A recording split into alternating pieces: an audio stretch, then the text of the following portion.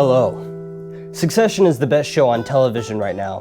And if you disagree with me then, you're wrong. The season 3 finale of Succession drops a bombshell of devastation that many have compared to the Red Wedding in Game of Thrones.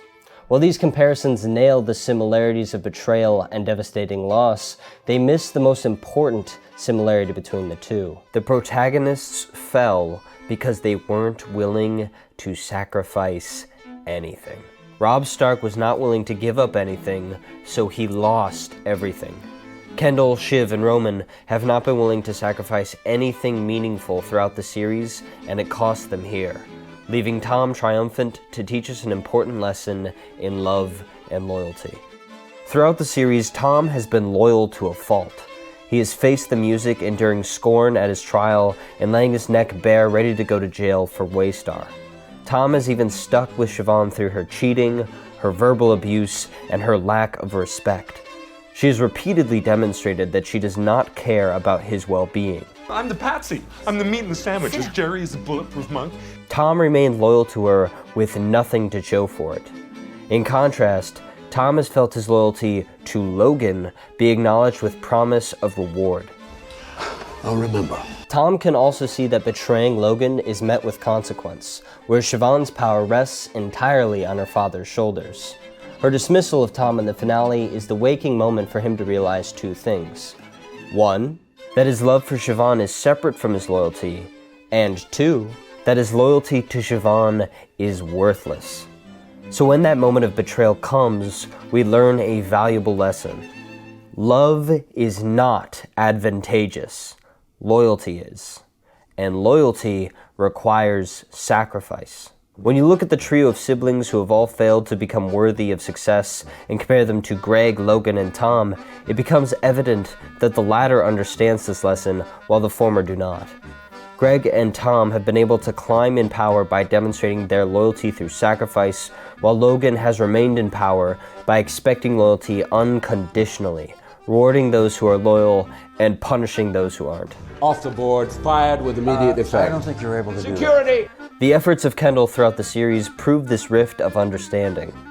Kendall sacrifices nothing in his disastrous acquisition of Volter. Even when negotiations get tough, he just throws more money at the problem, which he has an abundance of.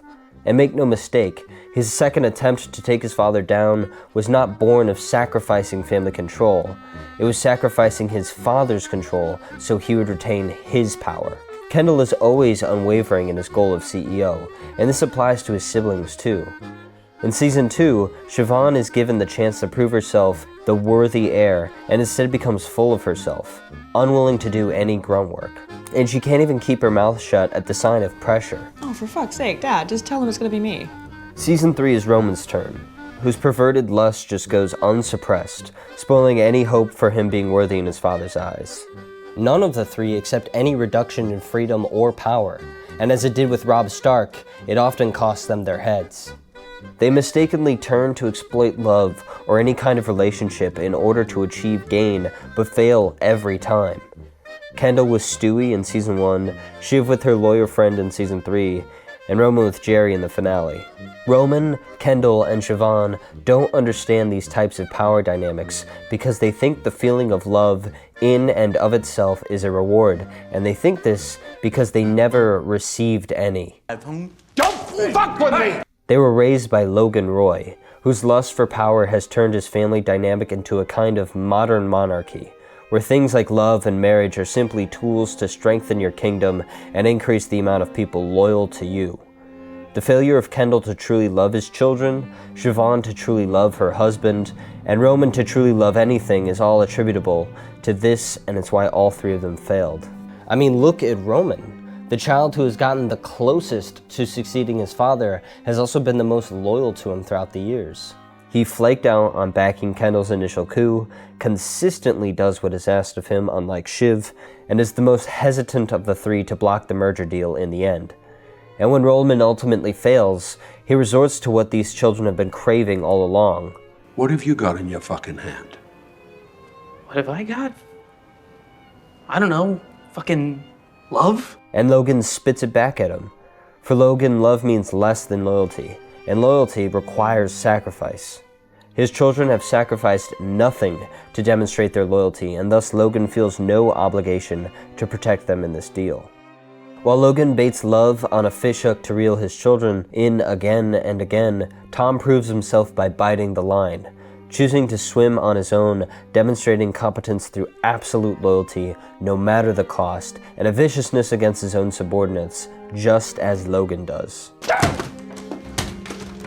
I will not let you do this! Even though these themes are all grim, this portrayal of love is actually a mature one. Love is just like 28 different things, and they all get lumped in together in this one sack, and there's a lot of things in that sack. It needs to get emptied out.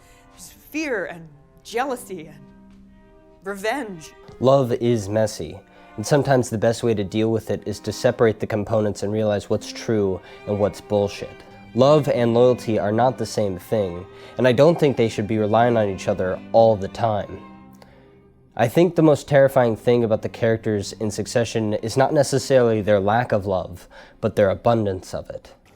I did think, and I thought, they were gonna vacuum out my innards and fill me with concrete or something. But if we come through this, is there a thing where we, talk to each other about stuff normally? You want to talk to each other normally? Okay. You mean talk about Okay. the big shit? Yeah, we can talk about the big shit. We can talk about our feelings. How am I the mature one here? We don't have any feelings. What are you talking about?